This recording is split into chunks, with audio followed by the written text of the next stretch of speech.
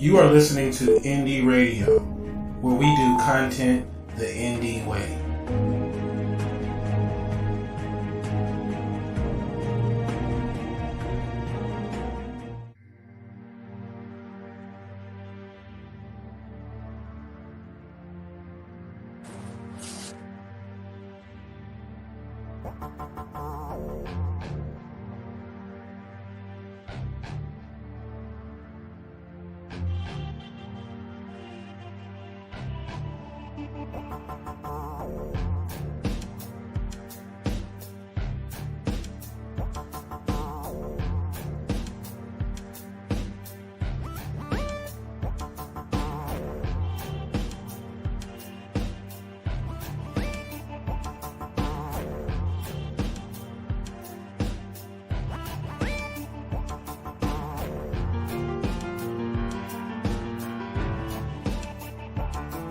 Four minutes left.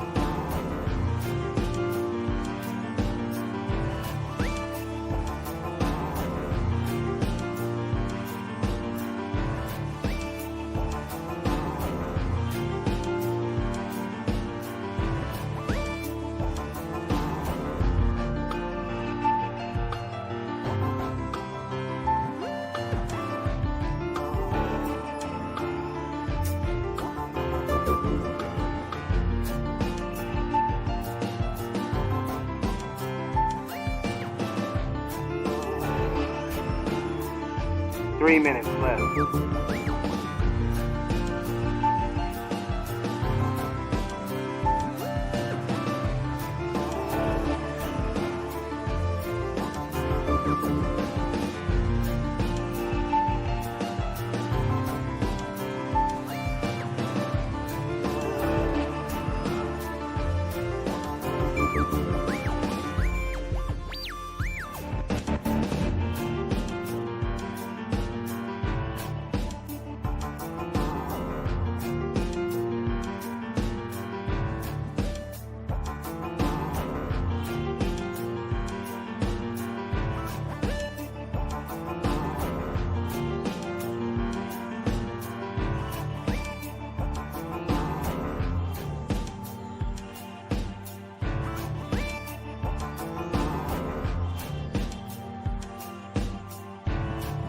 2 minutes.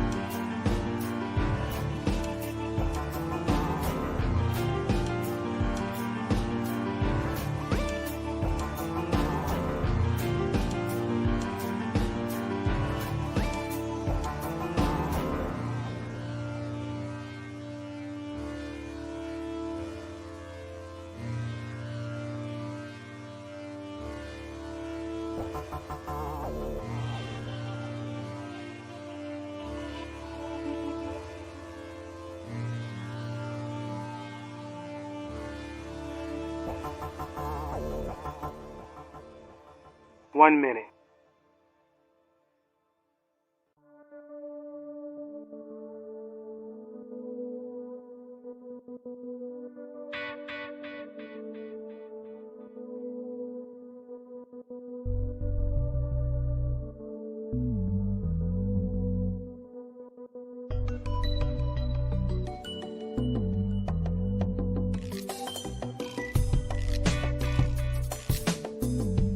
Thirty seconds.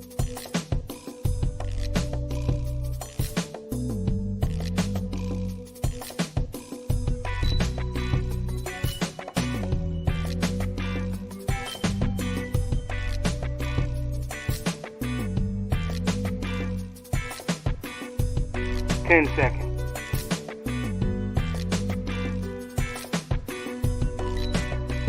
9,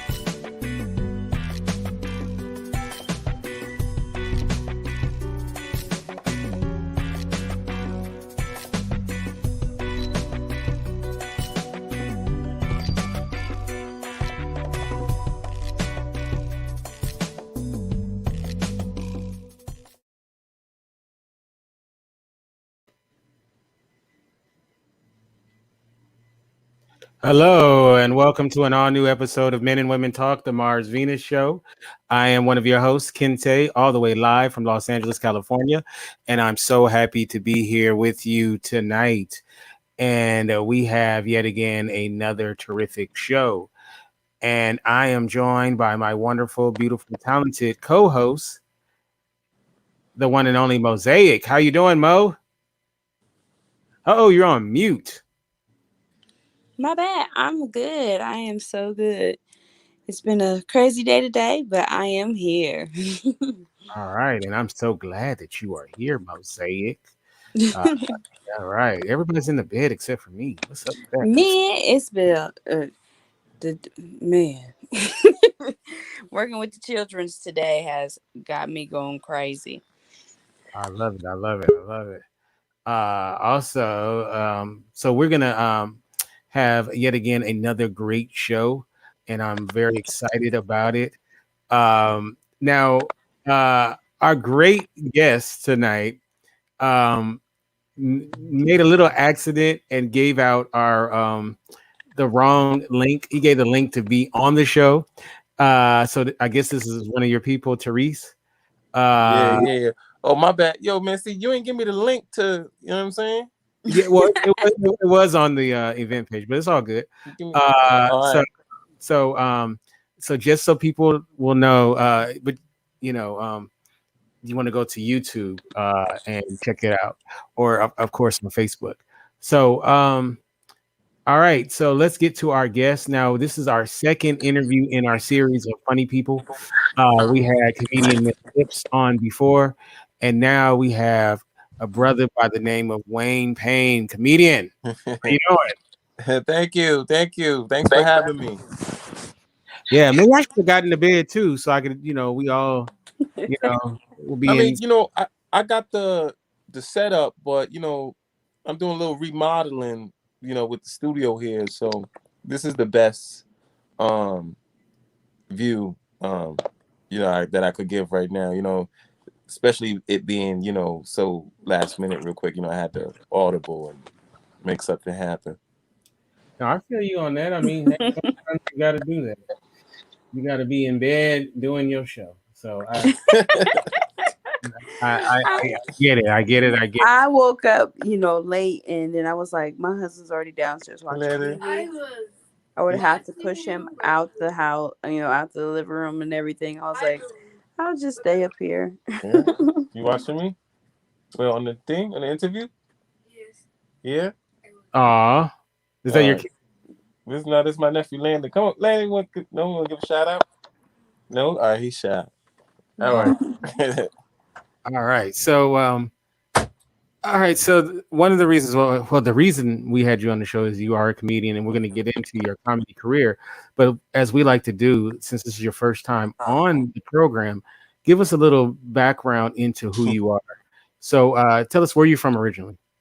um, I'm originally, I was born here in the Bronx. My parents are from uh the Virgin Islands, the Caribbean islands, St. Croix, St. Thomas. You know what I'm saying? I have a lot of family all over the Caribbean. And just all over the world. Mm, okay. Um, and so South Bronx. Um, well, I'm actually in the like middle part of the Bronx. You know what I'm saying? Because Okay. when you think of Bronx, everybody thinks of South Bronx. Right. And South Bronx is uh like Birthplace of hip hop.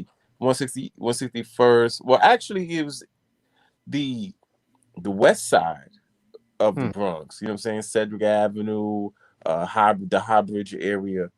You know what Mhm. I'm Oh, I'm saying? talking about That's the Bronx. Period. That's what I meant. Yeah, you know what I'm saying? But and then it just spread, throughout the Bronx and throughout the city. Um, Hmm. but yeah, about Fordham, the Fordham Road section, West Side section, you know what I'm saying? Okay. What was it like growing up in the Bronx? Um, it was real. I could remember, at the time I remember, there was a lot of vacant lots, um, abandoned buildings and stuff like that. Um, you know what I mean? growing up, I grew up in the hood, so you get to see a lot of things that um, you get to see people, doing what they got to do to survive. You know what I'm saying? You you get to see what the TV doesn't really show you. You know what I'm saying? So you have people who grow up with a different perception, uh, you know, of reality, um, that others don't actually see or can connect with. You know what I'm saying? So that's what makes, you know, people from the Bronx so unique. People who come out of the hood so unique. You know what I'm saying? Temporary layoff. Good times. That's what I thought when you were saying that. That popped into my head. That song. Um, okay, so uh, I don't know. Like a lot of us, I'm from Los Angeles. Mosaic's from Michigan. So when I think of the Bronx or Brooklyn, I think of hip hop music. I think of that Yeah, kind it was a lot of that block parties. You know what I'm saying? I remember block parties was a thing. of. You know what I'm saying? Skating. People used to skate. It was a skate key. Hmm. You know what I mean? Graffiti. People breakdancing, rapping. You know what I'm saying? I sort of got the a little taste of that. You know what I'm saying? Towards the late '80s. Going into the '90s. You know what I'm saying? Um, but it was real, man. I tell you that. Were you a funny kid? Was I a funny kid? I don't know. You know what I'm saying? I didn't really develop a sense of humor until maybe high school. Hmm. You know what I'm saying? But I was just normal average kid, had toys, G.I. Joes, you know what I'm saying, Ninja Turtles and stuff like that. You know what I'm saying? So you wasn't like a class cut up or anything like that. No, that didn't happen till like high school, you know what I'm saying? Like when I started, you know what I'm saying? Hmm. Hmm. Got Experiencing little life. confidence under your Yeah, belt. yeah, yeah, you know what I mean? Girls checking you out and all that. Yeah, yeah, yeah. All right, I feel you. I feel you on that. Um, so what is it that you wanted to do when you were you someone that knew what you wanted out of your life when you were in high school, or did it take you a long time to kind of Nah, figure? it took me a minute, man. I wasn't one of those people that said, I always wanted to do um comedy when I was 7 years old. You know what I'm saying?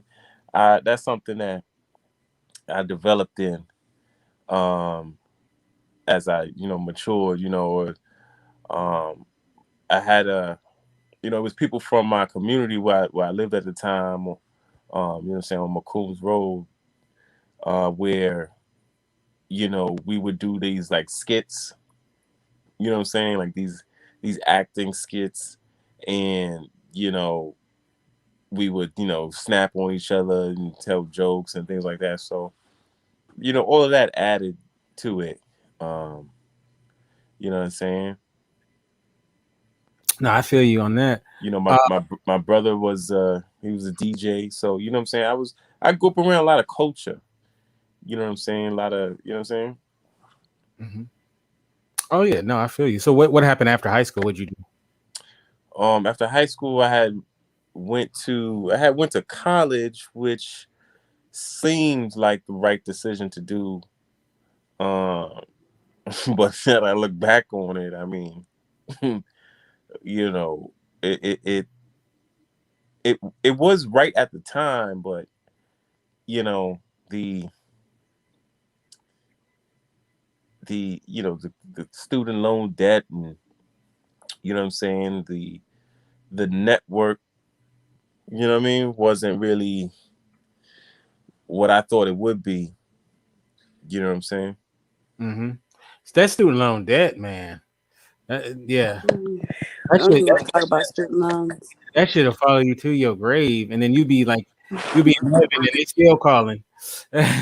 Yeah, So, yeah, man. If it wasn't for that, I have an 800 credit score right now, man. Man, if I see Sally Mae in the street, I'm gonna whoop that whole ass. That's all I got to say about student loans. I don't like Sally Mae. Sally Mae or Freddie Mac. This sound like a pimp and a prostitute. But you know, when I was in college, I did learn, mass communication, because I didn't know nothing. Like I didn't know what I was wanted to do. So I just went because people said you should go. You know what I'm saying? I didn't, I didn't really know. I didn't really have the right guidance on um, success and things like that. You know what I'm saying? Mhm. Um, but yeah, that I was into mass communications, and I learned the art of television. You know, um, I learned how to make television and create content um, for massive people. So that's sort of where or what led me into doing stand-up comedy, right? Because um, after I got out of college, I was had this production mindset and working with in television stuff like that. The first gig I got when I got out of college was um, I was a production assistant for this production company on the Food Network that produced the Paula Dean show. I don't know if y'all remember the Paula Dean show. Yeah, I remember her crazy. Yeah. I was working on that show as a production assistant. Um, and then right after that, I had did public access. I was a producer of public access. I had my own show on public access TV here in the Bronx.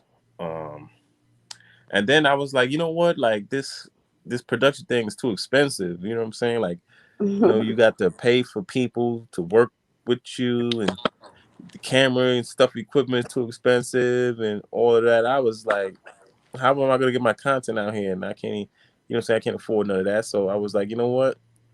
How can I cut costs but still be a content creator? So I came across comedy. You know what I'm saying? Because when you're on stage, you're the writer, you're the director, you're the producer, you're the talent. And simultaneously. So that's how I really, you know, got into it. You know, and all of the things and that I grew up around. You know what I'm saying? It added to that. You know what I'm saying? Mm. So, I mean, look, I've talked about this many times. There's one kind of person who is like funny around their friends and their family, can make sister so and so crack up at church. Right, right. Then there's that person who can go up on stage and entertain an audience. So, what was it that you thought made you that dude to go up there on stage? Like you could not just be the funny guy, maybe a Right.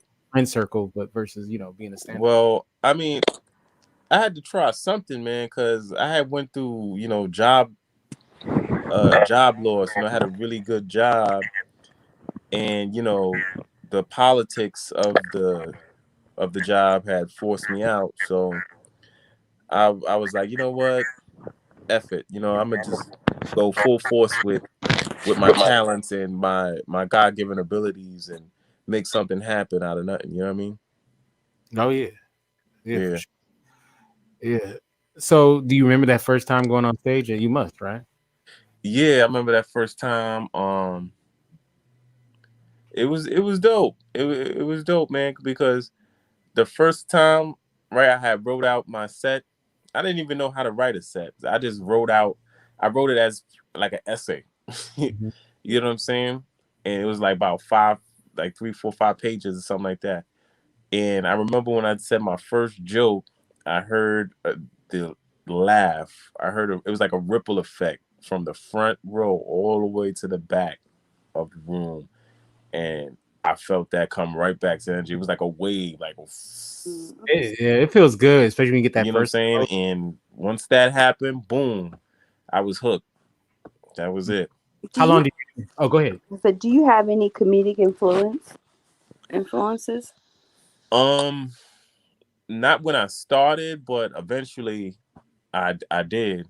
You know what I'm saying, with the other people that I would meet here in New York City.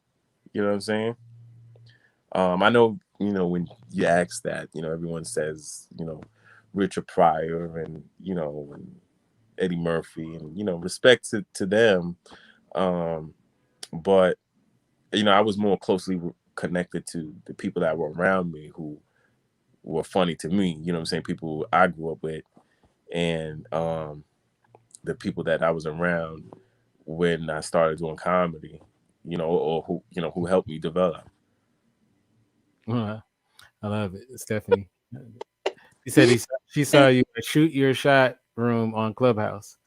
Who's that, Stephanie? Yeah. Oh man. Hey, Stephanie, you got to invite me to that room. Oh, Shoot she Your Shot she room. heard me before. Yeah, she said she saw you on the Shoot Your Shot room on Clubhouse. Oh, shoot your shot. Oh, shoot your shot room. I don't even remember that. Yeah. You know, it's funny though. Like I've done stand up just a little bit, and I remember like the first time I went on, it was only like 20 something people in the audience. It was late at night, Mm-hmm. and it was so funny. Like I thought I'd be nervous, but I was actually really excited.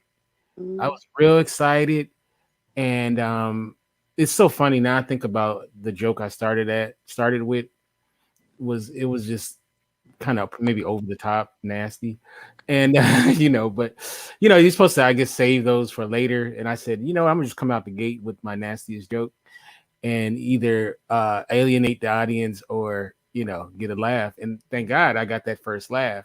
And it was funny. The host of the room, um, before we went on, he asked me how to pronounce my name, and I told him my name was Kente, right?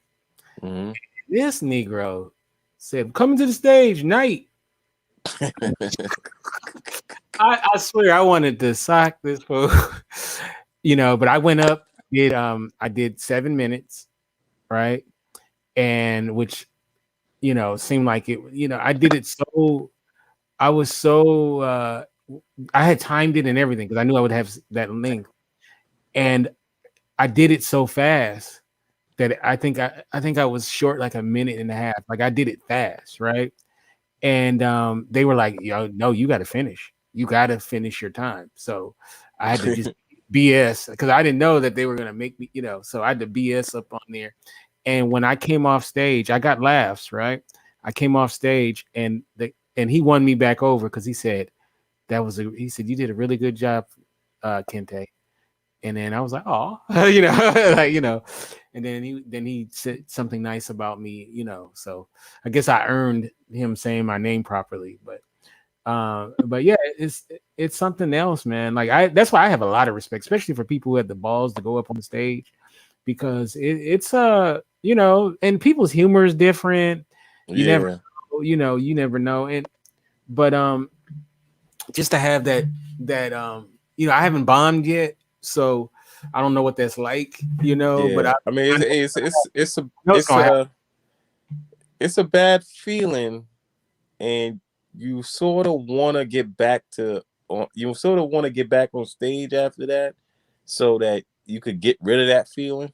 Right, You know what I'm saying? Like that feeling don't go away until you get back on stage and conquer or succeed. right. Because it'll stay on you. It'll stick with you. You know what I'm saying? I remember the first time I bombed. It was like in this hole in the wall spot, like it was like a bar or something like that, Mm-hmm. and it was like this Jamaican dude, right? I was going through my set, and like it was like probably the first minute. I guess the first joke didn't hit. Then I tried the second one, and then this dude stood up, and he was like, "Come off the stage, man. Get off the stage." You know what I'm saying? So, and that was the first time I bombed. Oh wow. Yeah, I always hear about like my friends who do it, like people who get that early success, and then they start thinking they're really good, and then then it catches up with you, and then they had that moment. Yeah, that's one thing about comedy. It'll catch up to you real quick. In fact, they'll catch up to you immediately. You know what I'm Mm, saying? Because I know the first time I did Caroline's on Broadway here in New York City, I did the new talent night, and I had about like a bunch of people come see me, like 20 something people, people like my friends and stuff like that. And I did a good job and I killed it. And then I tried to go. I went back like the next night. I think Chris Rock or somebody was there, and I went to go see them. And the lady at the door, I was like, she was like, sorry, it's 2 drink minimum. And I was like, I'm sorry, but my name is Wayne Payne. I just performed here. And she was like, okay, it's 2 drink minimum. You know, and I was like, but she's like, sir, I'm sorry, you're gonna have to step aside. We have customers coming, you know. So yeah, that was definitely humbling. I, You know? I love I used to hang out at comedy clubs all the time, and and I missed that, like COVID, like I missed it. The last show I went to see was a really good show. Tony Rock was the MC, and his younger brother, went Mhm. on. He did it pretty good, and there was a bunch of other comedians that, it was pretty, because sometimes how some of these shows are, uh, where it might be, two might be good and three are in, and but it was Yeah, pretty much everybody did really well. And the funny thing was, you don't want to stand out in a comedy club yeah, because all night they will F with you, every comedian, right? So, yeah, if you're wearing a weird shirt, or you got a neck, yeah, or like every yeah. comedian. That's true. So you just want to be nondescript, and go in there unless you want it with the Right. comedian. But he didn't mess with me though. Mhm. Tony didn't mess with me, but he was messing with everybody. He skipped me. Thing. There was these two big brothers in front of me, like buff guys, and this was right around the Jussie Smollett thing. So he Mm-mm. was calling them the two Nigerians that uh That's tough. he kept calling them, and it was pretty funny. Those guys are huge, man, and they were sitting like right in front of me. So, but it was at the Laugh Factory out here. Have you played them yet? No, I only did the Comedy Store. Oh, okay. Oh, you did it out here. Okay, that's Yeah, the yeah, big place. Is the Comedy Store. yeah. The first time I went out there, I got it on. I love the store. Yeah, I did the. I forgot what night. That was a Monday night. The potluck show. Nice. Okay. Yeah. For, what, Thanksgiving, right? No, it Or was. Christmas. No, they do it every. I think every Monday. Oh, okay. All right. Yeah, it was like on it was a Monday night, and it was like a Monday night looking like a Friday. You know what I'm saying? Like it Nice. was just packed, and I was like, "Whoa, this is L.A. I'm in L.A. Whoa, You I know, seen Joe Namath. oh wow. Um, you know what I'm saying? Comedy Store is, well, I Oh, don't know what it's gonna be like after COVID, but the right. Comedy Store was popping for a while. Yo, that joint was popping, man. People, you know what I'm saying, smoking weed and drinks, and you see celebrities, and you really get that Hollywood bite. Hollywood really will bite you. That Hollywood vampire will bite you. You know what? Have you thinking you in the You, mix. you the shit. You know what? At the Comedy Store, like before COVID, every night they had monsters performing. Like Yeah, every yeah. night, it was like You wow. know, Like yeah. you know what's funny? I remember the night that I went. I seen Pete Holmes from he's a comic, and I had Comedian. did some scene work with Pete Holmes in HBO's Crashing season Okay. 1, and I went out there and I saw him, and I was like, oh my God, it's Pete. I was like, hey Pete, what's up, man? He didn't know my name, he didn't remember me. He was like, oh yeah, hey, Yeah. uh, Be like, yeah. be like Yo, Pete. Mm-hmm. Kente, do you got like a little commercial break or segue, something like that? Cause I can use the bathroom, man. All right, dude. Nah, real quick, real quick. All right. It's funny. All right. Okay, so while he's using the bathroom, I think this is a first. While he's using the bathroom, I want to give a shout out to everybody that's listening. I see Stephanie and Robert in the chat. I see Guys. Donnie Price in the chat. Yolanda Phillips is in the chat. There's a lot more people. Please make yourself be known so I can give y'all a shout out. I guess this is a good time to. I have a something happened yesterday, and I was gonna start the show off with this, but I guess I'll use this. I'm gonna tell a story. So there's a there's a possum. There's Oh, a you moving possum. quick, man. Oh, it's back. All right. Well, I'll finish my story real quick. So there's a possum a giant possum that's been One of roaming, God's garbage disposals. right. It's been roaming my neighborhood, right? And this Negro, I guess he decides that he's gonna live at my house, right? And I've seen him a couple of times, and he walks in and out like he owns the place, right? So I'm tired of him, right? Got some nerve, right? Right. So, and this, possums are ugly to look at and everything. But they're keeping vermin away from you. Right. Well, we'll get to that. So I call animal control because back in the day, you could call animal control and they'll bring a cage. They'll trap him, right? So I called animal control because I wanted one of those cages so I can trap his ass and get rid of him. So I called animal control and they said that this possum, we don't trap them no more.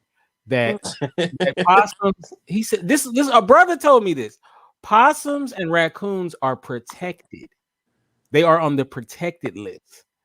And that you can't, and I said, well, what if I trap them myself or like use poison? And he was like, you better not. The dude said you better not. You'll get fined. And then he said, you better not. And he said the only way they would deal with him, he said, then he goes, this is the middle of the day yesterday. Mm-hmm. He says, well, do you know where he's at right now? I said, no, I don't know where he's at. What, I got to track him? No, I don't know where this dude is at.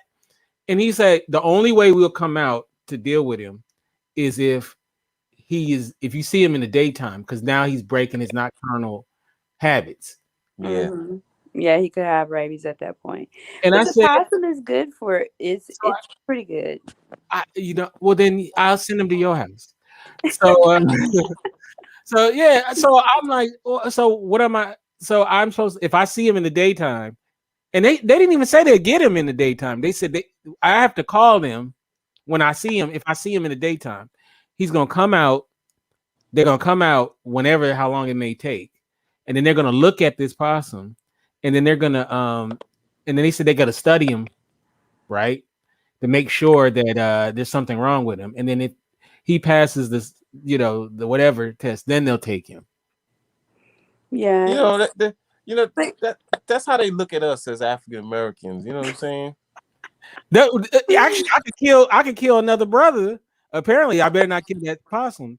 So, I was telling my friend, I said, so basically, if I kill this possum, I might have to call you in the middle of the night and say, hey, can you help me get rid of this body?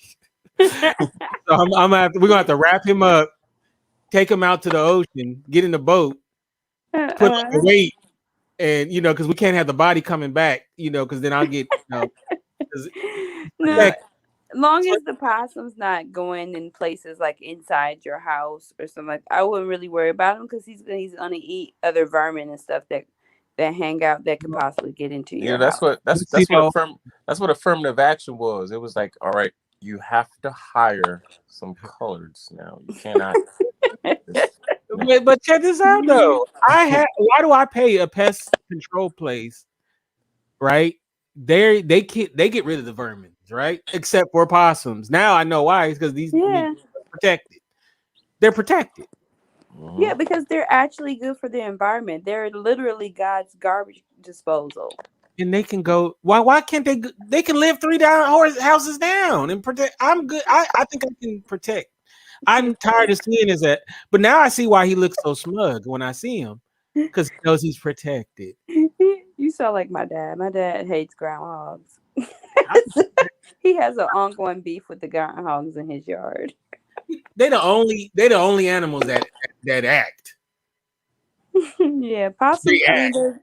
They're actually they're good too at playing dead. They look dead as hell, and then they be like, just playing.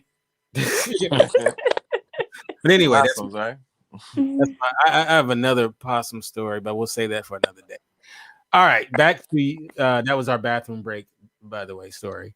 Okay, so let's get back to because I always love to talk shop with comedians. Actually, I want to do a show that's just dealing. I know it is like a million of them, but But I just talking about like the actual craft and all that kind of stuff. So allow me to dig in your mind just a little bit. But so do you, when you talk to people or have something crazy happen to you, do you automatically a light goes off and go bit, and like do you write it down, put it in your phone, or do you have Um, good recall? sometimes, or sometimes it'll just come. Mm-hmm.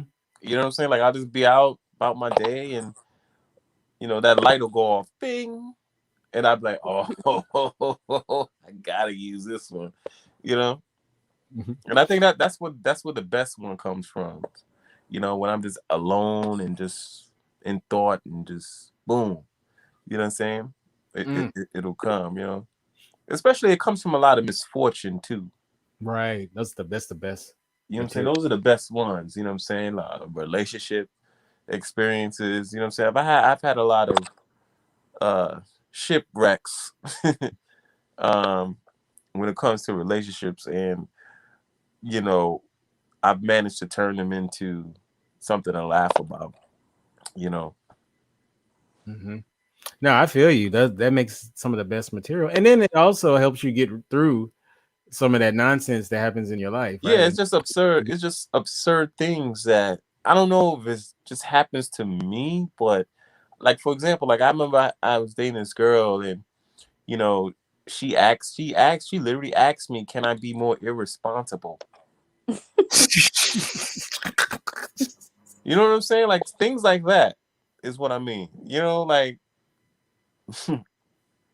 Wow. Did you yeah. oblige her? Did you did you do that, or did you just stay to who you are? Did I what?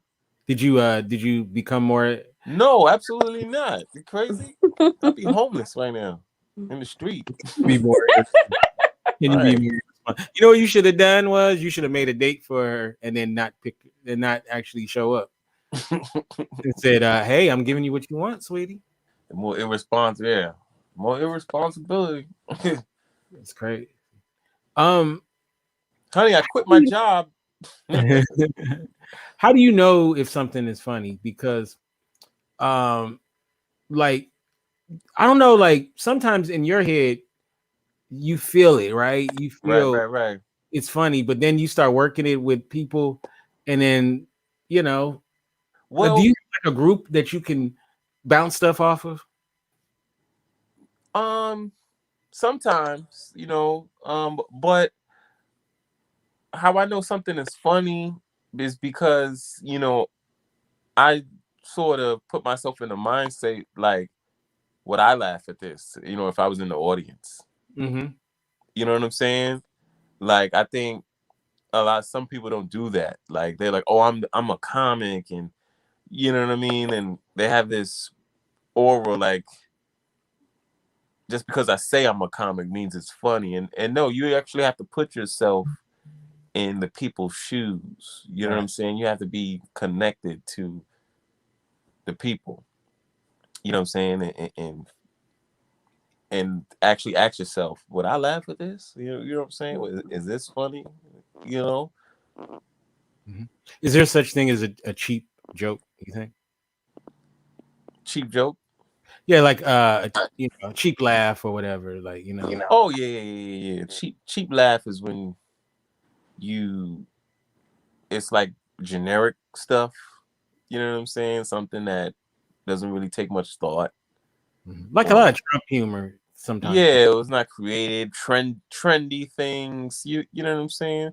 Oh, this coronavirus is you know, This like coronavirus made me stop drinking Coronas. yeah, you know what I'm saying? Something like that. You know what Yeah. I mean, I like a good fart joke though.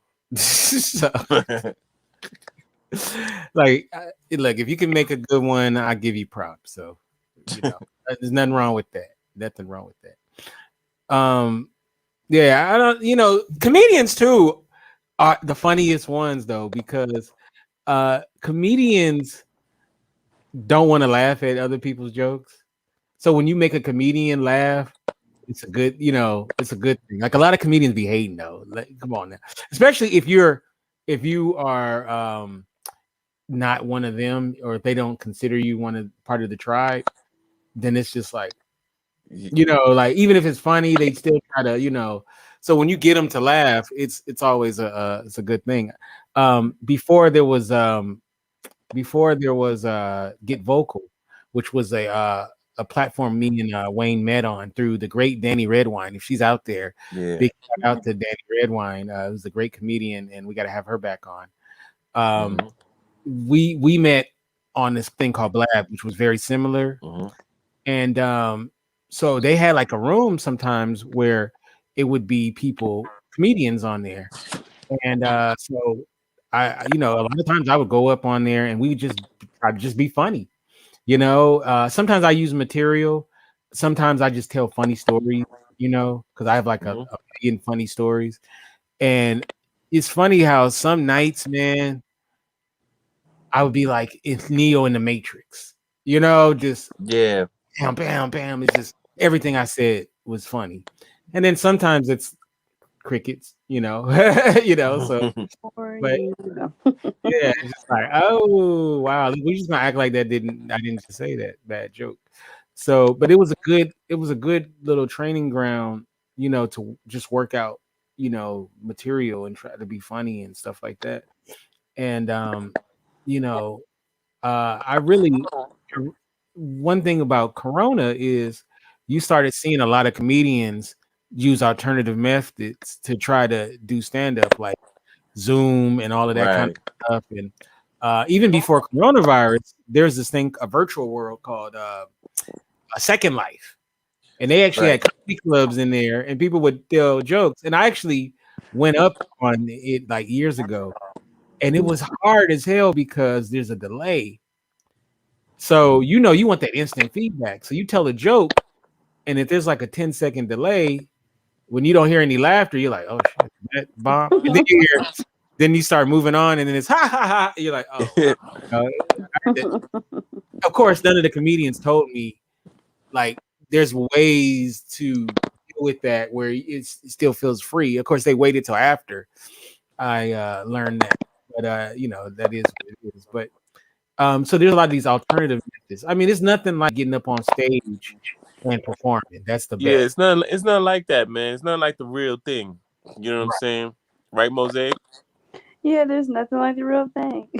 I think that some of the comedians that have used the online platforms to their advantage during this time are like Godfrey. He's done some funny shit, and then you also have what's his name? Oh, it's my beach nigga. He's Oh, Michael yeah, Jackson. Michael Flaxson. Yes, they have really used their platforms to their advantage during this Yeah. time. You know Michael. what? You know what's funny? They were always doing that. They just kept on. Right. You know what I'm saying? I know a lot of people have their issues with Kevin Hart, right? And I'm definitely not a hater of his, but he did a thing where he would call up people on IG and they started dissing each other.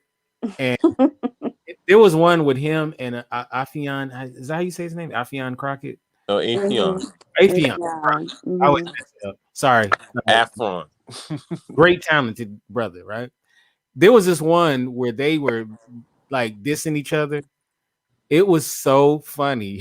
Like they were in tears at each other's jokes about each other. It was so funny. It was the Those are the best. things. Oh man, like literally Kevin Hart is crying at being made fun of by Afion. It was pretty funny. It's There's funny. nothing like a good cap session. Like I grew up doing that. My grandmother was very funny, and she would talk about you as soon as you walk through the door. She'd talk about your mama. It was it was always jokes at our house. Yeah. Yeah, I love it though. Yeah, it's a lot of fun, man. And there's a lot of roasting is Yeah. now, like as far as the in media and stuff. They're it's like they discovered the roast, battles and stuff like that. So they have the All Deaf channel on YouTube, Kev on Stage. I believe he owns that, right? Um Mhm. and So they have a lot of roasting going on there, and then there's also the Jeff Ross thing as well. So I remember back in the day they had this show called Snaps.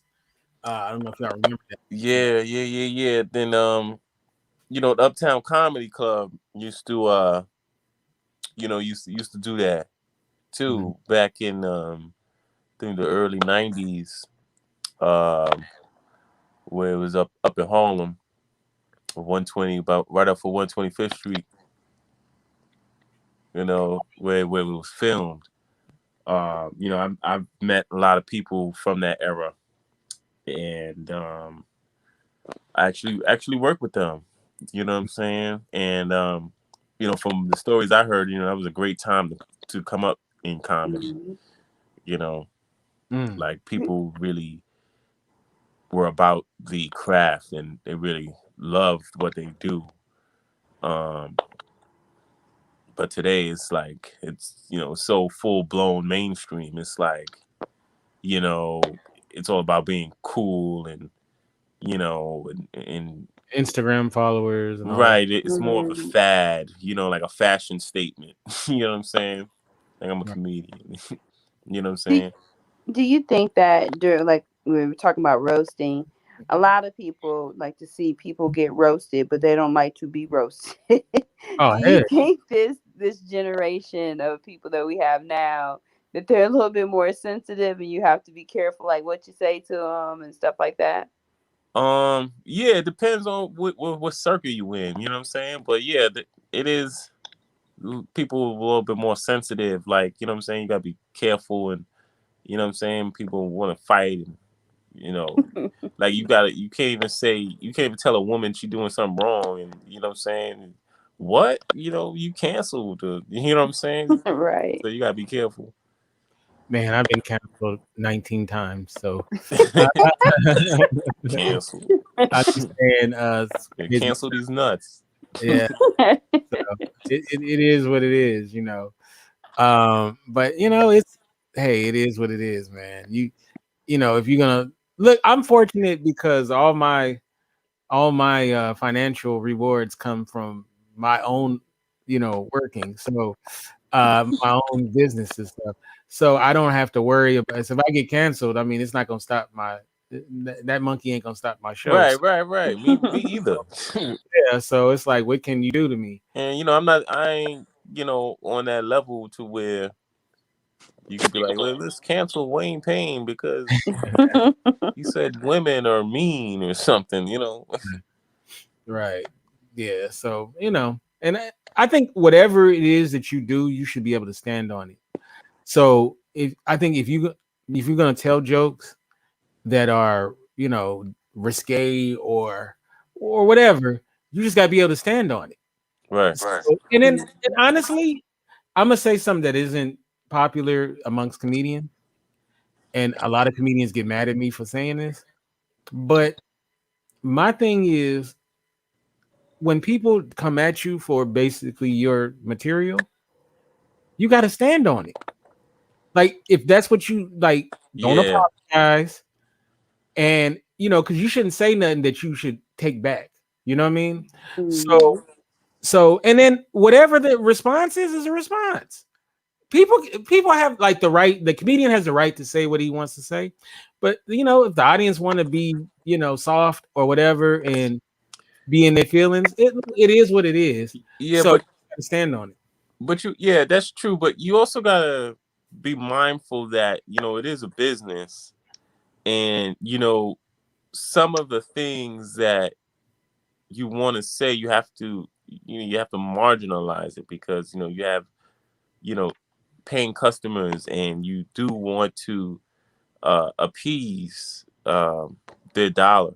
You know what I'm saying, because they're patronizing you. You know what I'm saying? They're coming and they're adding an economy to the environment Right. of stand-up comedy. So I mean, yeah, you can have stuff that you really want to say, but at the end of the day, you sort of gotta, uh, you know, add a little water to it. Maybe, you know what I'm saying? Turn the heat down a little bit on it. You Right. know what I mean? Yeah. Spoon No. feed it. I You know what I'm saying? I agree. I said, and if you are gonna do it, you got to stand on it. Yeah. So this is what. So my thing is, and then like I said, people can be mad. People can be mad. I don't even, I don't even take people's anger, even if I feel like it's misplaced or weak. I'm like, that's just who they are. And sometimes they're gonna be like that because they got nothing else better to do. So, like, I remember there's this comedian named Tony Hinchcliffe, and very funny white comedian. He's really good at roasting, and he was doing it's on YouTube. He's doing a stand-up joke, and he actually made a joke about Helen Keller. If you know Helen Keller, the miracle Oh worker, God. right? And a woman in the audience got upset, and you could hear her audibly saying, "I work with special needs children, and how dare you say that?" Right? Like, oh my God. And they were gonna escort her out. He was like, "No, no, let her stay there because I'm about to." And he obliterated her. It is hilarious. He obliterates this woman. He's like, "No, no, don't kick her out. Come get this work." Basically. Yeah, a lot of people can't take that. Like, I have a couple people on Clubhouse now that like to roast people, but Yeah. then when I say stuff back or I start in on people, then they get all offended and stuff. But My favorite is they say, "You took I'm it too on. Follow me on and then Clubhouse too. huh? Follow me on Clubhouse too. Oh yeah, I will. Don't worry. Yeah, like sometimes, like we get in a rooms. Like there's there's a I Got 30 room. The one of the creators, he's funny, but he likes to choose violence sometimes, and so like I'll take his pictures and make memes out of them, and I get reactions out, people laugh or whatever, but he doesn't get offended. But when I do that, I did that to a guy, and he was like it's like a model or whatever, and I talked about his knees in a picture that he had posted, and he got so offended. And then he tried to come for me, like he was like, I can tell he wanted to say something about me being fat or whatever. I was like, come on, bring it. That stuff doesn't bother me, I Mm-hmm. know how to, defend myself, being, a seasoned capper myself. Like I Right. can roast with some of the best of them sometimes. Like I don't take offense to stuff like that. I'm like, but don't think you can roast other people, but then can't nobody roast you. Right. right." Right. Right. You gotta be able to take what you dish out. You know what I'm Oh saying? yeah, you can take a lick, and you can give a lick. You can take one. Now, Right. now we're going to get into some of your work that you do other than your stand-up comedy, but um, I want to ask you this question: as a man who are you single? Are you out there in the streets trying to date? Great. I'm single. I ain't really trying to date. I mean, I don't really see the value in it anymore. Um, you know what I'm saying? Like, I'm just so I put a lot of my energy towards self improvement and my immediate family Uh, here, and the, that's the pretty reason much why that's. the reason why I asked is because I wanted to know, like, do you feel like being out there, being a comedian or being a naturally funny cat, does that help you in the dating market? Do you feel like women really like a man that makes them laugh? Do you Oh play it down? You know, yeah, yeah, that does. Of course, that does help. Sense of humor does help. But you also got to have a sense of finance. You know what I'm saying? no romance without fun. That's That's the right. point. You know what I'm saying? And I choose to put my finances in areas that are going to help me and other people. You know what I'm saying? But that's just the climate that we in right now when it comes to dating. You know what I'm saying? You're starting to see a lot of people, not really. Well, I'll say this. Dating is for people who um are have a lot of money. You know what I'm saying? People who are on a certain financial level to where they can go out and look nice and things like that. You know what I mean? that's just my perspective on it. You know what I'm saying? I'm not saying that it's bad or nobody shouldn't do it, but that's just been my perspective from my personal walk of life.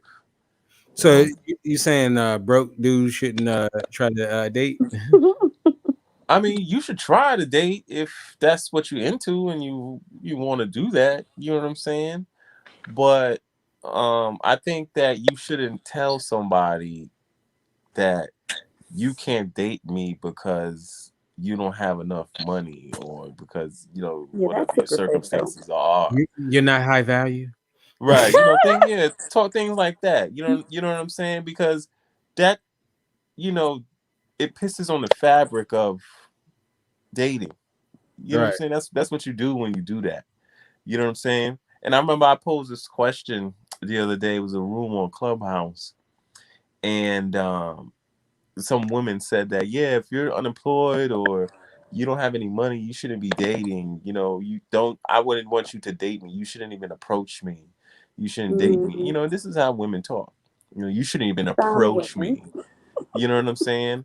And I asked her, I said, well, if you feel that he's unemployed and he shouldn't date you or approach you, um, should he even protect you Right. if something goes down? You know what I'm saying? Should he just walk on by?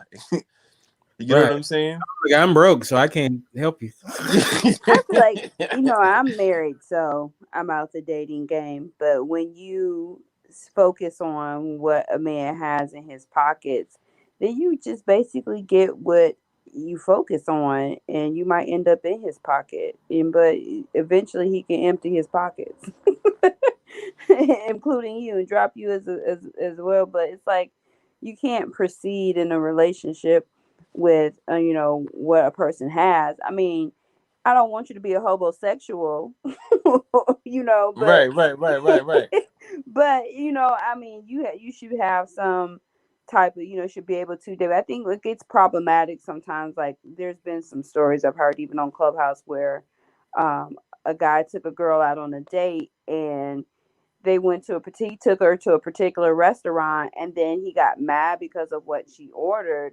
But it's like, okay, well, if you couldn't afford to eat at the place you were going, you probably should not have went there. Like you can't be mad at the person because they ordered a Yeah, take particular her to thing. McDonald's or something. You know what I mean? Right, I mean, you should have had the first date at a coffee shop. Like you should have stayed Right, in your right, lane. right, right. No, no, this is how you do it.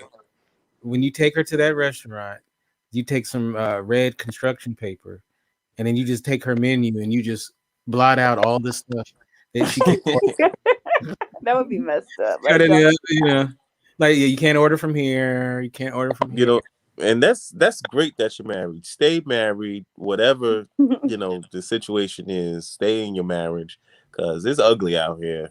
I'm telling It you. is like Don't even I know. don't even I've think only been about it. married 3 years, so Yeah, stay. Yeah, whatever he do, just turn the other head or whatever. But stay. You know what I mean? Because it ain't pretty. I trust me. For somebody who's out here, it's not pretty. It's not pretty at all. Yeah, yeah. relationships are so transactional. It's about what Oh yeah, you it's straight provide. transactional. You know what I'm saying? And um, that's what I mean. Where it's like, you know what I mean? Where's the real value? Like it's all transactional. And I mean, I think that's the way it is now. You know what I'm saying? That's just how it is. You know what I'm saying? And it's kind of different. Like, how can you tell somebody or show somebody the value in that when it's transactional? Especially like for a guy, for example, who really doesn't need that to do that. You know what I'm saying? He's actually taking his time and energy, and he's putting it into someone else, but he doesn't really have to do that. You know what I'm saying? And I think that there needs to be some appreciation and humility for someone who does that. You know what I'm saying? Is you're not entitled. He's not entitled to date you or take you out. Right. You know what I'm saying? And I think women need to show more humility and appreciation for that. You know what I'm saying?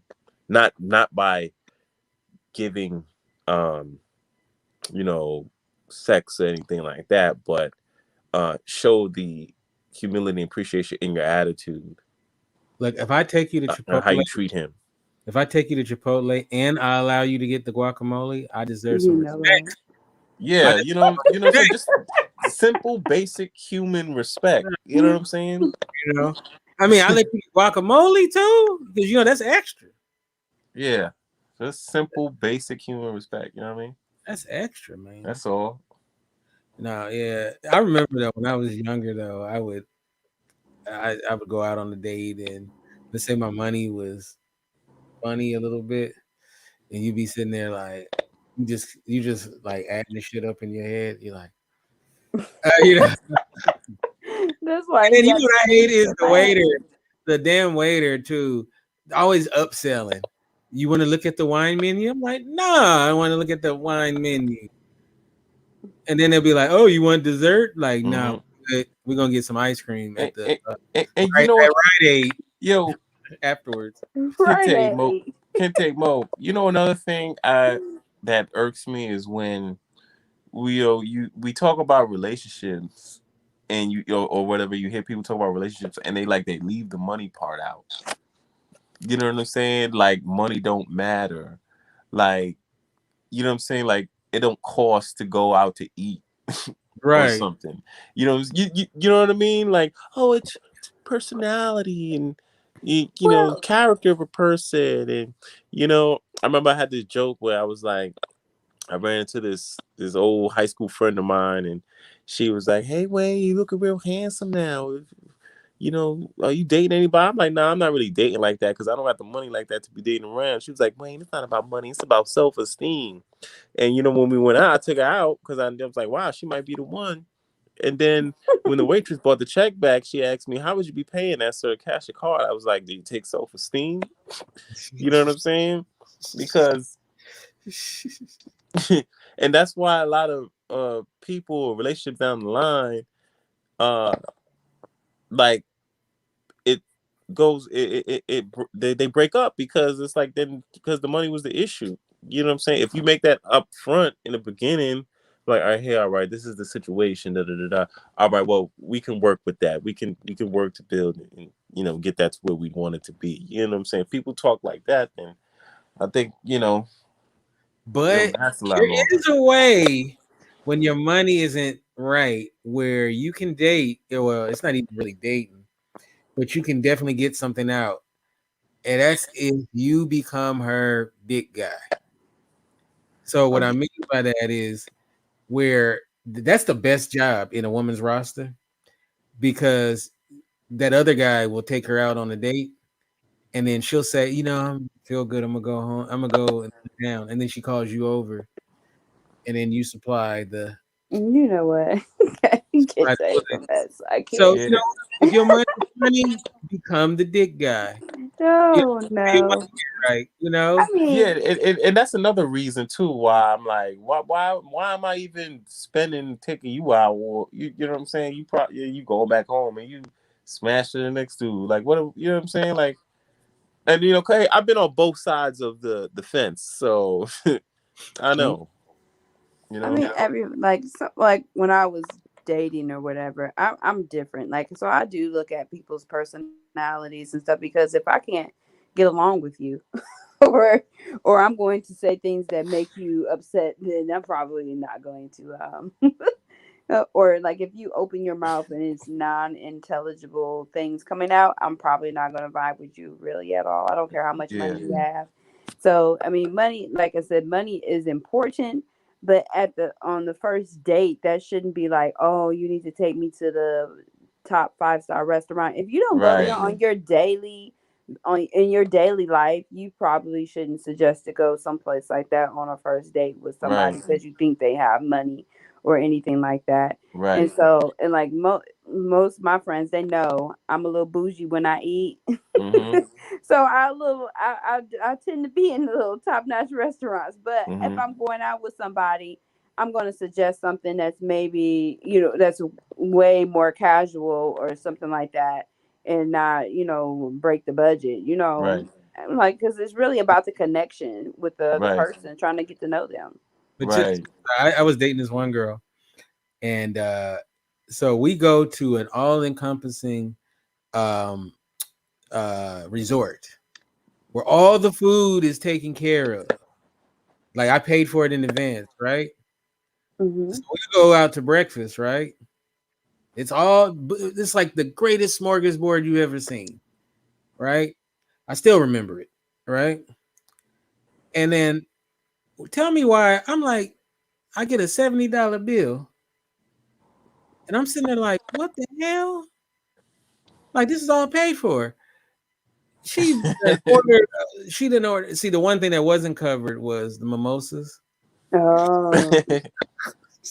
I remember. I She remember I had raised a a. $70 mimosa bill. I was there like, I was pissed. I, I remember I had a She's like, girl you one want time. I remember I had a girl one time. I was like, let's go. Maybe let's go for a walk in the park. And she was like, walk in the park. I could walk in the park my damn self. hilarious? I'm like, well, bye.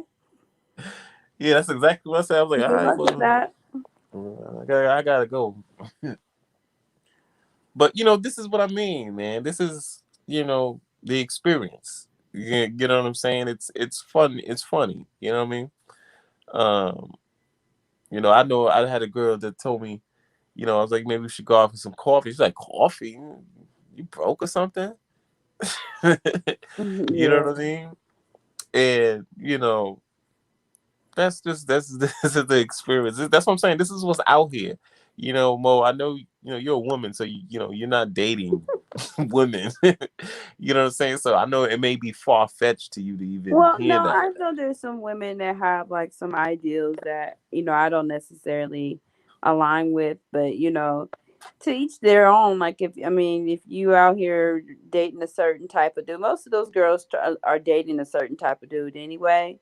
Right, So, like, I have friends that, they only date people who are like high rollers, like use like Detroit ballers or whatever. right, And right. I mean, that's And that's their thing. that's who dating is for anyway.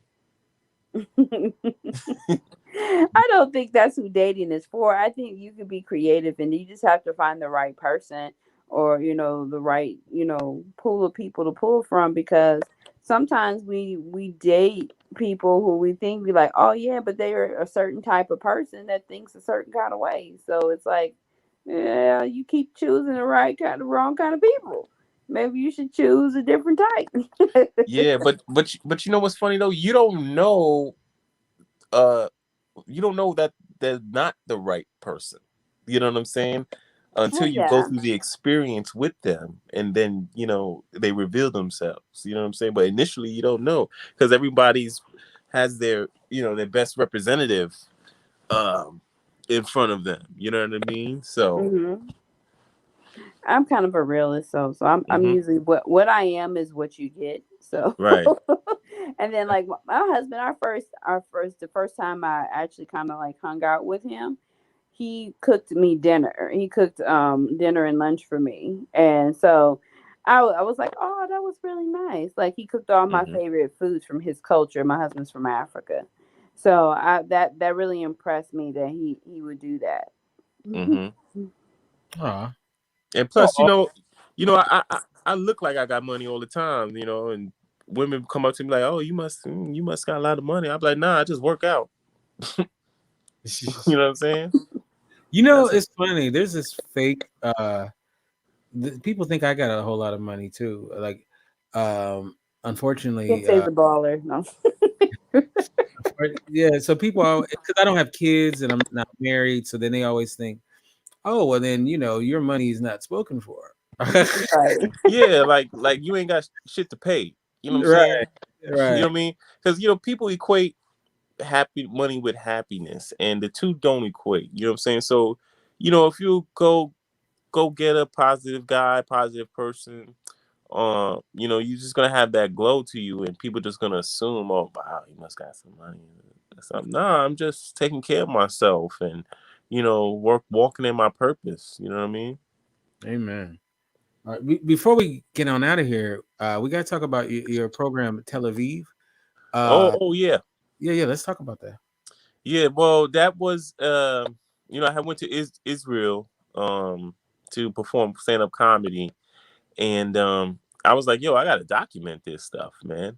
And so I went out there, and I met with a lot of comics out there in Tel Aviv. I met with Michal Kirsten. In English is Michelle. I said it in Hebrew. um, Shahar Hassan, Yochai Sponder, um, Moran, and they were just real welcoming, man, and it was a great experience. I loved it. You know what I'm saying? And I had put something together with my mass communication, um, knowledge, you know, um, and I just created something. You know what I'm saying? I had started a GoFundMe, a crowdfunding campaign to help raise some money to assist me with the whole project, and I did that through comedy.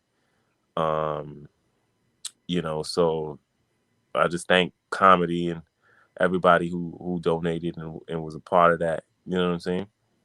All right. Okay. Ooh. Hmm. And how many episodes are there? Um, there are one, two. There's about four. I think four or five. I have some up on Facebook and some are in my Facebook timeline. I did the best I can with what I had. You know what I'm saying? And I just wanted to shine uh, light on the comedy scene in another part of the world because, a lot of times we think comedy is just here. Mm-mm. You know what I'm saying? And it's all over. It's all over the world. Everybody wants to laugh. Everybody wants to have a good time. And when you find that common theme in people, uh, you could make people laugh anywhere in the world. You know what I'm saying? And that's what I did. I don't know how I missed this, but you were doing the Kevin Samuels. Oh my God. Oh snap! Yeah, I did. I did a little Kevin Samuels sketch. Parody. Oh wow. I gotta check that out. That's my He's boy. an interesting dude, man. That's my homie right Interesting. there. The great Kevin Samuels. Big shout Yeah, out. yeah, I did a little Kevin Not a Samuels sketch. fan. I think he's You, on tonight too. So me and yeah, you know what I'm saying. me and That's Mosaic gonna check him out tonight, right? yeah, Not yeah, not yeah. not That was more of a that was more of like a tribute. You know what I'm saying?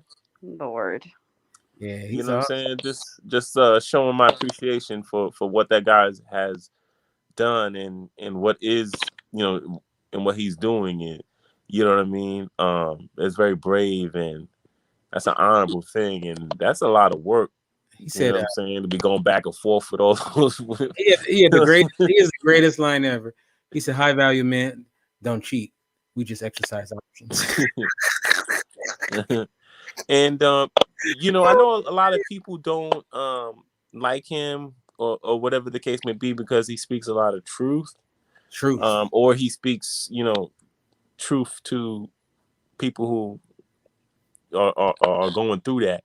Um, there's really no voice for men in any media platform. You know what I'm saying? And he pretty much just found a niche and he's he's working it, man, and that's why he is successful in what he's doing. You know. Yeah, no, I'm me and Mosaic has gone back and forth about him privately, Yeah, I but mean, he says some good.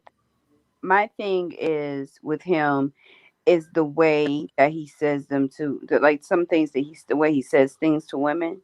I just think you can say things to people without saying it, in such a manner that it seems like you're basically downgrading this person. um you know and I've been, I'm a personal driver, Kente, so I'm always in a lot of circles where these high value people are, and like some of the stuff that he says is true, but some of the stuff is just really like a superficial thing, and it's just like because I see how rich wealthy men choose women and da da da da, And those women that are in those spaces, they look a certain way, they are Mm-hmm. a certain way, they're really, some of them, it doesn't matter about their intelligence whatsoever. you Right. know I got enough brains for the both of us. and then when, because they like, so most times they avoid the intelligent women because they kind of like independent, and like you just want somebody to mindlessly kind of just like be your trophy and do what you want. So I mean, so there's some truth to it, but but I've seen You like know, cases this is that my thing about it, I don't agree right? with. This is my thing about it, and we're not going to turn this into a Kevin Samuels thing, but since I found that video, uh, is the women that are trying to get rich guys are as superficial as the men who only want hot chicks. So, I Right. mean, so it's like why are they like why is one worse than the other? Like, you know what I mean? So it's like I'm glad that That's worse. some of these chicks needs to hear this. Like some chicks need to really hear what and it needs to be brutal. And some of the stuff he says is may not subscribe to, you know, your particular life.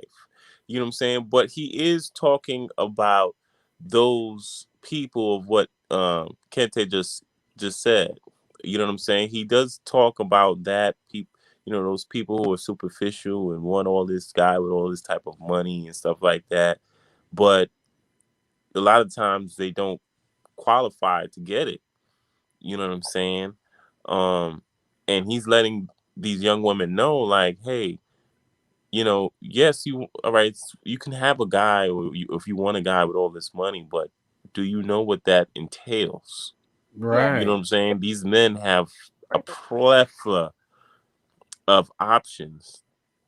And You know and what I'm and saying? honestly, to expect a man like that's high value like that to be faithful is the silliest thing in the world. That's like it's like you want a man who has superpowers, but you don't want him to use it. It's like Superman, you can't fly while we're dating. Man, because like I've seen where there's guys who are like super super rich and they have a wife but they cheat. And then their wife is not like look like anything like what they cheat with.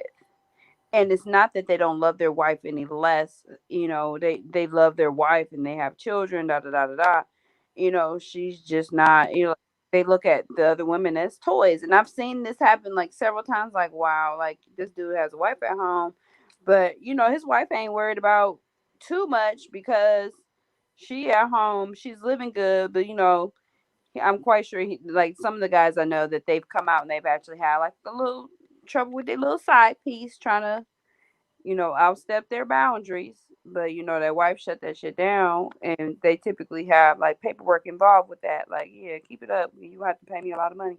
Uh, Mhm. but Well, I also, another thing about it is that I feel like a lot of times that there are more things that talk about what women do, but there's not any a lot of times where you see men telling men what they do wrong. And I've seen videos of him telling men, certain there things. is there Not is wait a minute. men Okay. men get told what we doing wrong every day. Yeah, like You know what we I'm saying?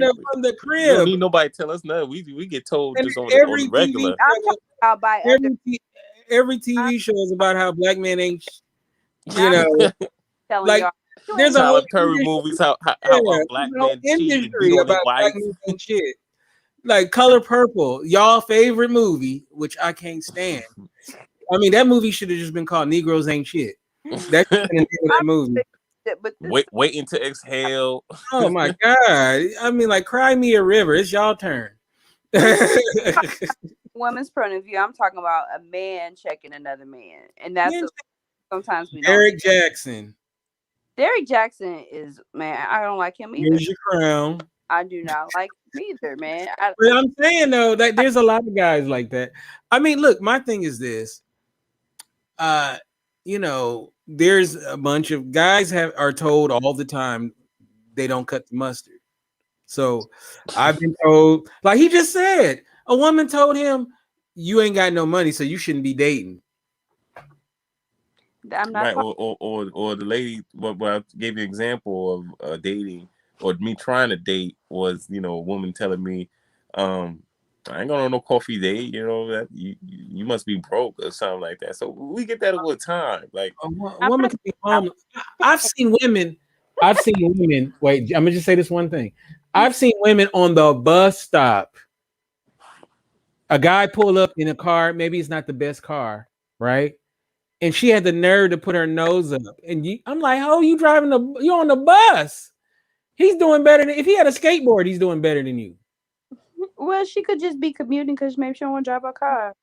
The point is, how you gonna lift your nose up and you riding the bus? So, but I'm just saying though, like I get what you're saying, and honestly, I'll be honest. At first, it was kind of I'm about black people coming together. So, but then I'm like, man, these are things that have needed to be said for a long time. and you know what? This it was what he's saying is things that we've been saying amongst each other forever. You know what I'm saying? And it's on a mass distribution network. You know what I mean? Like I've been saying before, it for a long you time. couldn't say those things on a And major network. I also feel like the things that he said do not just apply to black women, and I think that's just the thing. Like, because we already have such negative things out there about black relationships, is that it's always seemed like black women only do that. That is not true. I know some white women who are some cutthroats, and they come out here and they do men any kind of way. Right, Like No, you, I agree. I agree. right. But or, uh, what he's saying is universal. But he says black because he's targeting an audience. well, I understand that, but at the same time, the general population who already kind of feel like, well, black women ain't shit anyway, or they don't date black women because of XYZ. It's like kind of perpetuating that her narrative in a way, because a lot of men, because like even like my ex has said something. I was like, look, I'm not having this conversation with you because you're talking about what women are doing, but then you're not a high value man either. So I was like, well, I had to be real, and he got a little mad. I was like, but no, you want a woman to be a certain kind of way, but then you don't even fit what you're wanting from the woman. So, I mean, come on, that you have to be, stay in your lane. Well, it's funny though, and I'm gonna just say this, and then we'll move on because I don't want to, because I think this should be a topic that we should just have. But uh, I'll say this. One of the things that I want to do personally, and I was just talking about this, is there is a crisis in the black community between black men and black women. Very much so. And to the point, not even just on a romantic point, but just like we don't root for each other, And there's a lot of issues with that. And one of the things I want to start doing is I want to start having mixers. I know right now is a terrible time because of COVID, but I'm gonna just envision that things are gonna open up. They say in June, I think, or July, things are supposed to open up completely. But I want to start having mixers where black men and women, and it's not about hooking up, just where black men and women can come together and enjoy each other's company and Mm-hmm. really just kind of promote unity between black men and women. And one thing too is I'm not gonna tell people that they have to check their cell phone, but I'm gonna be like, you can't be there. I can't stand when somebody's on their dang cell phone in a public event. Like we're gonna ask people to put their cell phones up. If you get an emergency call, you can take it, but you got to step out of the room. But I really want to get this because it's important. Our community is failing. And if we don't address the divide between black men and black women, we're going to have a problem. Now, my thing won't be about blaming each other because, there's blame to go around, but it's about the idea of, you know what? We have to do something to change this narrative because a lot of black men have very low opinion of black women and black women have a lot of low opinion of black males. And the truth is we're not going anywhere without each other. Right. We can't have a community divided. There's no community and there's no us. And we can't even have other without one another. I mean, because who's producing people? And, Right. you know, and like I have my own, you know, set of issues I've had with African American men, and now I date an African man. So I caught slack because I married an African man. I But you mean, know, that still count. To me, that counts. Mm. it's just that some people they feel like, oh, why'd you do the African man? But I was like, it was easier for me to date and marry someone whose whole life has been surrounded around the subject of you marry someone, you know. So like I didn't have to jump through a lot of the hoops and stuff that I had to with some, you know, Black American men. My husband's ultimate goal is was to get married. That was to fulfill his deen. He's Muslim. So that's, you know, like he's fulfilled one half of his deen by marrying and being honorable to his wife. And so I don't have to deal with a lot of things that I had to deal with, you know, in certain relationships. And it was like, you know, yeah, there was just certain things that I needed. Like I wanted somebody who would travel the world. And not to say I can't There you find go. that in That's an what I'm African saying. That's a American win. dude. That's a come up.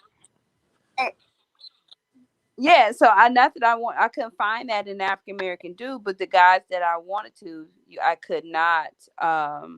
That I would, you know, I mention that, and then they'll be like, "Nah, I ain't going out the country," and I'm like, "Oh, okay, well, no, No, that's no, not going to no, work." no. Let me. Uh, No, Wait a minute. Me and Wayne are, well, I guess you're not African American, Wayne, but uh, but okay. I mean, you're right? I was I born mean, you're here. like I said, there's guys out there born I here. just didn't come across But any. we both are. That's who we are, and I'm sure our friends are like that as well. Well, can't say if So I would have met you like I mean, when I'm I not went saying dating No, myself. John. I'm but, not saying myself specifically, but I know, but I know what you're yeah. saying. but Like, Mo, there's guys out there I just didn't find them. I think, I think you raised a good point.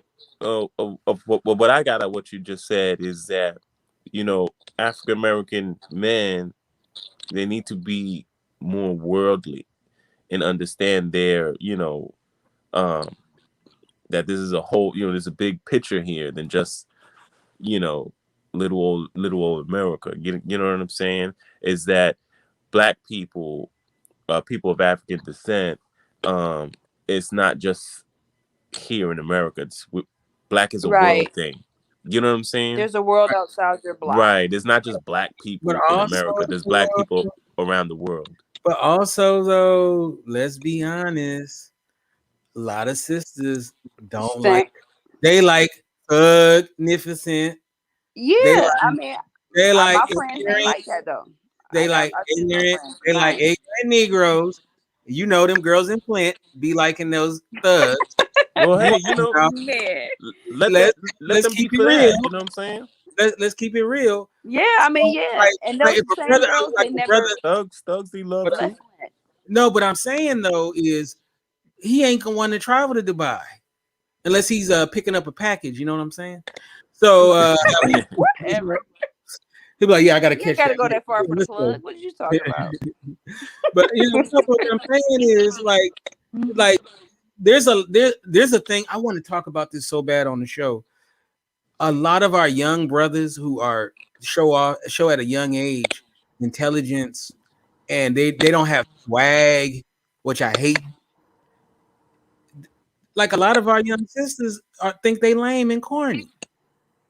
Yeah, I mean, but you have the TV telling them they need a nigga that's a baller. You have you know, television, you know, have even the rap culture. They're like, we just like his money over everything. So it's like, if this nigga ain't got money, then he ain't got nothing. So it's like, you The know, nigga 14. I understand that, but you know, Let's at see. 14, you know, they like this is what life is. You know, you see what's on, It's like, but you barely got a bicycle. you have to show children other ways. You have that we and that happens when you travel. So people like wonder why I have so many different kind of experiences.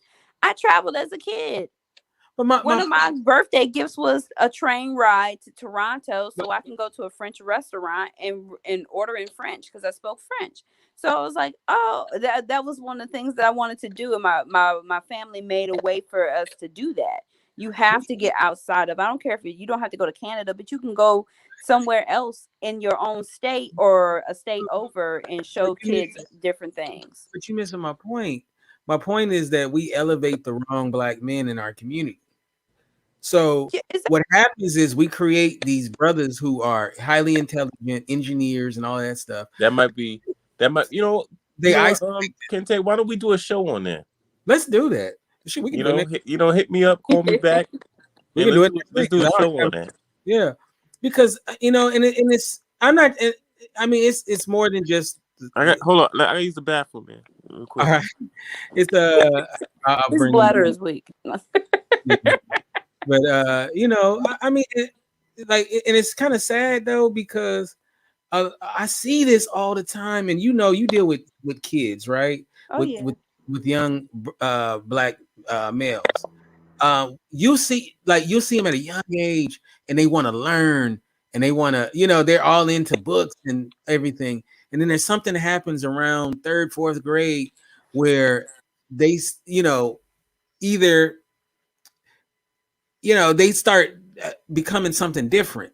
And the ones that do stay on the path, they are isolated from their community because they're considered lame and corny, and they got no swag. And they get, and I look at other communities where the intelligence is exalted more, Mm-hmm. and we have to change that. We have to change that dynamic, People get mad at that. Said like there's a thing where people are saying, well, oh, we need to stop these immigrants coming in our country. They stealing our jobs. Da, da, da, da. And I'm like, wait a minute. How are you mad at Nigerian people for having these high powered doctor, engineer, biochemist, da, da, da, jobs? You have to have high end degrees for that. You can't say somebody's stealing your job and you don't have the credentials to even do the job. Like, Right. I'm gonna need you to I, At least have the wait credentials. a minute. but don't Wait the a people that minute. are To say saying they that. don't have these degrees. But there are lots of black people who are getting high power degrees and they have these jobs. There are people that are complaining are usually people who are working class people who do not have these degrees. And then even if you are complaining about immigrants taking jobs, when was the last time you was gonna sign up? I was heard somebody say, "Oh, I'm gonna be a custodian. I want to be a housekeeper for the rest of my life. I want to go and pick vegetables and be a strawberry picker." Nobody is taking your jobs. No, you know what though? I gotta call out the Nigerians because they always emailing me. Hey, I don't know what you are talking about. Why are you talking about this? Oh, You no, because you're starting to adapt this American lifestyle. I don't like it. Smoking the reefer or No, but no, these are great things that, and I definitely want to have like a real civilized conversation about it, and because these are things that definitely needs to be talked about, and maybe we can get a couple of other people on this panel, but because these are just important things. Now, I know you're sitting there like I thought we were just going to talk about comedy, and you know, what should we be on the lookout for from you, Wayne? I am part of a fundraiser coming up June 10th. I'm going to post that up on my social media. I'm going to send it to you, Knit. It's a virtual show. You say Knit? I mean, Kente. There it is. Kinetic. You got a new name. Where I come from. And my 1-minute TV show, Stage Charm, on my Instagram and social media, designing one-liners. Watch out for that. I'm going to be pumping out some new episodes soon. I'm just getting things situated here in the studio. So yeah, that's what I'm doing right now. You should do a show called Stage from my Show from My Bed. Getting Off Comedy Series season 2 on Amazon Prime coming out this fall.